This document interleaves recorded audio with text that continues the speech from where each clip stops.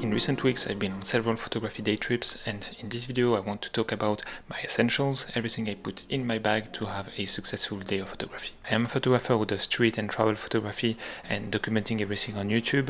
I do that for a living, so I have needs in terms of gear and equipment that are specific to this activity, but I think this video can be a good inspiration for you to build your own photography day trip carry that fits your needs. So first, before getting into the gear, I want to quickly mention the bag itself. I'm using an old Milanote shoulder sling bag, which is probably not on the market anymore, so I am not trying to sell you anything in that regards, but for me this kind of bag is a lot more useful than backpacks. I can quickly access everything inside, whether it's an ND filter, my Osmo Pocket 3, or my phone to check direction, or where is the next coffee spot. Backpacks are also good depending on your use case, but for street photography or small town photography kind of trips, sling bags are far more superior in my opinion. Okay, so what's inside the bag? First, you need a camera to take photographs, and in this example I will talk about my recently acquired Sony a7C II. I love it because it's a perfect hybrid camera that excels both in photos and videos. Do I absolutely have to take nice 4K cinematic B-roll? Probably not, but I like it, and such camera is perfect to switch between photo and video mode very easy without compromising on quality. As of the time I record this video, I just got the a7C II, but before that I was using the a7 IV. It was my workhorse for everything. I really loved it, but the a7C II is just everything I love about the a7 IV in a smaller, lighter package. As for the lens, you know, if you have been following me for a while, I shoot full frame and I love it, but what I don't like is big, heavy lenses. So I started collecting some light and compact lenses, and one of my go-to as of the last 6 months is the Sony Zeiss Sonnar 35mm f2.8. I love this lens and the focal length as a whole. I don't own any of them, but also the G lenses.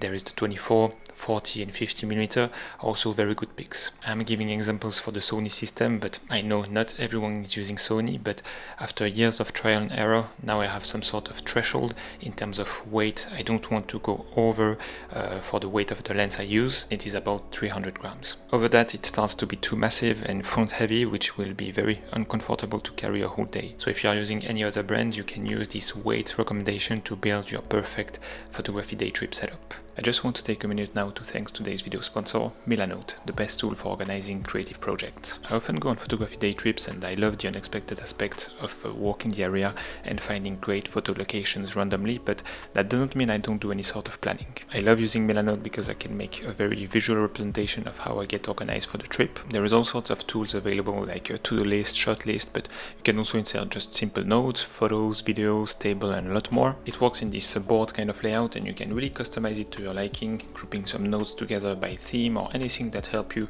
visualize your whole project. And whether you're a photographer or a filmmaker, Milanote makes it very easy to start a new board with over 100 built-in templates available for every type of creative project. For example, I recently went on a photography day trip in Iwakuni, and here's how I organize my board. Starting on the left with a global description about the project, what, where and how I will shoot. I inserted a link to Google Maps with some locations I saved as a fallback if I find myself not knowing where to go. Very important, I also included an inspiration mood board with some pictures I sourced online. Then I made a group with anything logistics, one-click links to have the itinerary to go and come back from Iwakuni. I also put a nice lunch spot and weather predictions. That made me think about how I typically shoot in these conditions, so I linked some bullet points to help me, but also it is something relevant I could talk about in camera. Then I have a gear checklist to make sure I bring everything I need, and also a shot list so I don't forget what I wanted to talk about to make my video more interesting, which is super easy to do because they also have a smartphone app so I can view and check boxes on the go. I also really like the last column because it serves as a wrap-up, a little reward to myself showing the best photos I took during that day. It's also a very good starting point to build some photo sets I will be sharing online. Milanote is available for free with no time limit, so sign up with the link in the description and start your next creative project. Thanks a lot Milanote for sponsoring this video, and now let's get back to it. Following up a little bit on what I said earlier about video, to keep my shutter speed in check for the 180-degree rule, I use most of the time ND filters. I'm not too picky about depth of field when it comes to my B-roll, so I don't bother with variable ND. A standard 4 stops or ND16 filter does the job, and they are quite cheap, so you can get multiple of them for all your filter thread instead of having a Frankenstein setup with plenty of step-up rings. One big advantage of the Sonnar Zeiss 35mm, and I believe the G Prime lenses also have that, is the small lens hood on which you can screw any sort of filter. I don't use the hood for my photography, so I can keep it within reach and and I just have to screw it on when I shoot video. It is a lot faster and safer to screw the hood compared to the filter only. I love this little feature, and to be honest, if I'm using a lens that don't have that, I would maybe compromise, not really sticking to the 180-degree rule, or maybe shoot most of the B-roll using my Osmo Pocket 3. About camera straps, the best solution for me is opting for one of these nice minimal neck strap. You can use them as they are intended to, around your neck, but you can also use them as a wrist strap. Here I have to give the credit to my fellow photographer and YouTuber James Popsis for this tip. Maybe he's not the inventor of this trick, but I learned it from him. You can turn your neck strap into a comfortable and safe wrist strap, just like that. To get off of it, it is also very simple. You let it hang down, pull the main loop, and you're out. Having a neck strap is also a lot more versatile and easier when you want to reach for your phone or anything else. You can just let the camera hang around your neck and you have both hands free. Now the new star in my photography video production setup is the DJI Osmo Pocket 3. I don't think it needs too much of an introduction.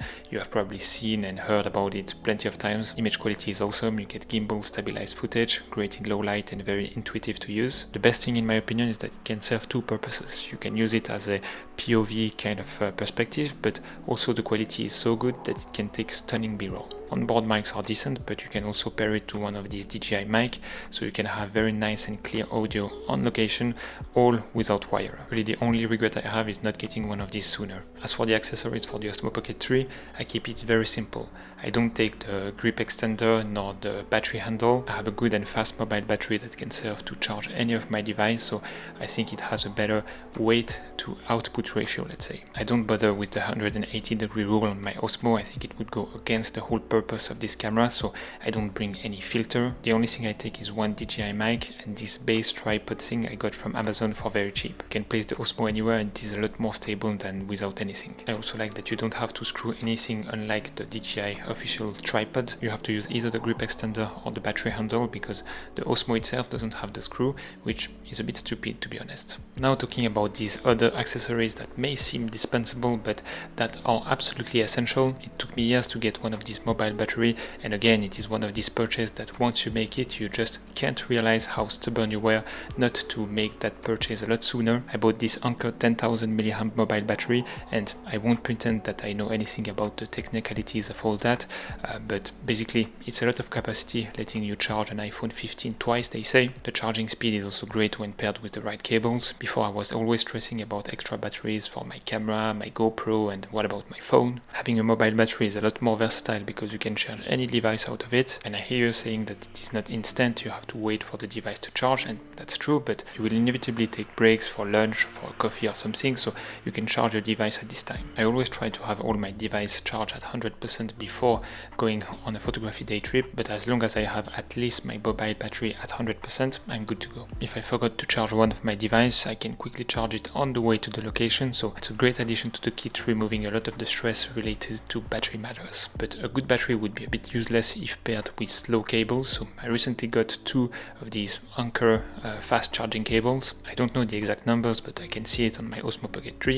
It is able to do fast charging. Again, it is not very a fun expense. We prefer buying gear that it is exciting, so we always push back this kind of expense, but it is quite life-changing, I would say. I think they were less than $5 each in the end, so it is very cheap and everything goes so much faster, both at home when charging from the plug or on location with the mobile battery. The cost performance of such expense is so high that if you don't have any fast charging cables or a mobile battery, I urge you to get those ASAP. Now for the little bit less mandatory thing, I have 2 or 3 mentions I want to do. First is sunscreen, because I make this video in summer, so it is part of the essentials for this season, because I don't want to look like a lobster when coming back from a photography day trip. AirPods. I typically try to avoid listening to music or anything else when taking photos, but I like listening to music or watch something on YouTube when in the train or the bus going to the location, or when I take a longer break for lunch, for example. The one moment I would decide to use my AirPods listening to music when taking photos is when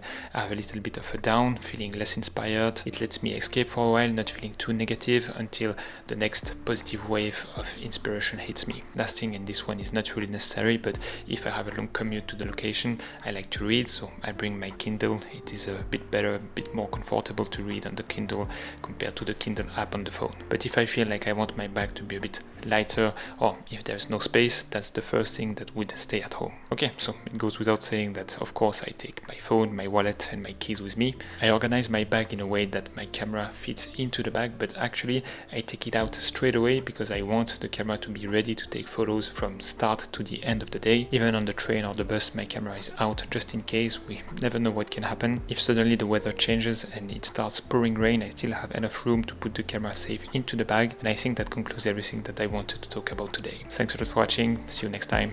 Bye.